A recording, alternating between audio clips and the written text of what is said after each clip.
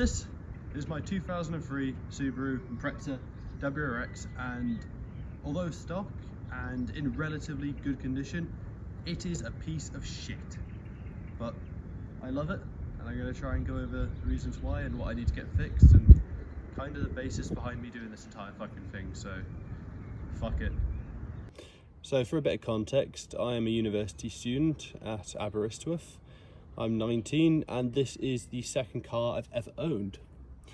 Mind you, 19, second car, only 1 year's no claims. You can guess how much the insurance can... Sorry.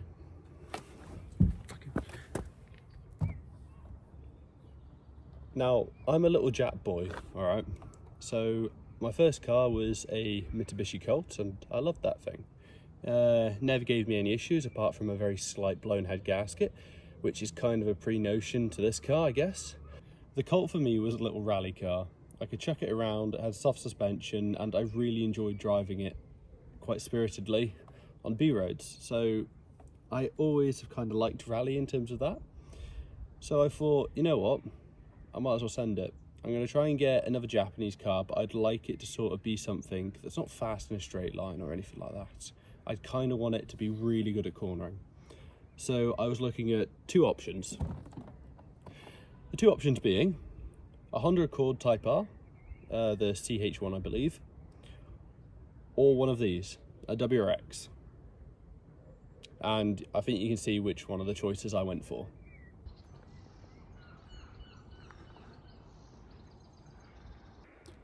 Next I want to go over the modifications that I've done to this car. And that's it, I'm done. I've done no real actual aftermarket modifications to this car, apart from maybe I've done two of the spark plugs. I'll explain why I haven't done the other two in a second. And I've done a cat delete, which is kind of involuntary. Oh, and I've done the radio. Okay, to somewhat explain my involuntary cat delete, I feel like it's best I kind of show you the absolute state of my exhaust at the moment. So let's jack up my car, as you can see. See, I'm no expert, but I do believe there should be a bolt there. So there might be a very, very slight exhaust leak right about there. And you might also stop to notice how there is no center cat. That was not my choice. The previous owner decided to cut it off, because why not? And finally, we move to the arse end, where I've got a stock back box, which I assume is from a WRX. And the reason why I say I believe I have blown cats, or I believe I've absolutely demolished them since ownership, is because my car pops and bangs like it's a fucking crack addict.